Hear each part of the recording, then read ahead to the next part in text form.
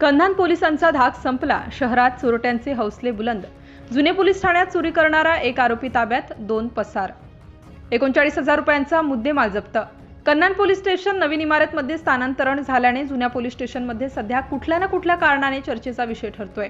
मागच्या आठवड्यात जप्त असलेल्या वाहनांना आग लागल्याचे घटनेचे वातावरण गरमच असताना ठाण्यात जप्त असलेल्या चोरीच्या मुद्देमालातून 3 आरोपी 20 किलो ॲल्युमिनियम तार चोरून नेताना पोलिसांना दिसून आल्याने पोलिसांनी एकाला ताब्यात घेऊन त्याच्याजवळून 39,000 रुपयांचा मुद्देमाल जप्त करून गुन्हा दाखल केलाय.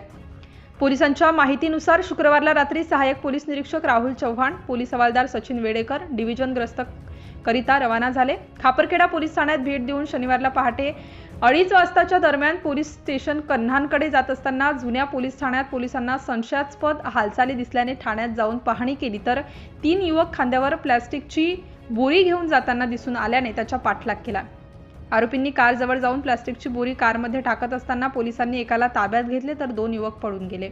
पोलिसांनी ताब्यात घेत असलेल्या युवकाला नाव विचारले असता त्यांनी आपले नाव अक्षय गडकरी व पळून गेलेल्या युवकाचे नाव गोलू उर्फ अमीर खान, विशाल वैरागडे असे सांगितले. पोलिसांनी कारमध्ये ठेवलेली पांढऱ्या बोरीची पाहणी केली असता जुन्या ठाण्याच्या आवारात ठेवलेला ॲल्युमिनियमचा तार दिसून आला. पोलिसांनी आरोपी अक्षय गडकरीला ताब्यात घेऊन त्याच्या जवळून ॲल्युमिनियमचा तार, व्होरलेट कंपनीची कार क्रमांक MH31 EQ 0829 व 2 विवो कंपनीचे मोबाईल असा एकूण 39,000 रुपयांचा मुद्देमाल जप्त करून 3 आरोपी विरुद्ध गुन्हा दाखल करून पुढील तपास पोलीस निरीक्षक उमेश पाटील यांच्या मार्गदर्शनात सहाय्यक पोलीस निरीक्षक राहुल चव्हाण, सचिन वेळेकर करत असून फरार आरोपीचा शोध घेत आहेत. सिटी इंडिया न्यूज करिता कन्हान शहर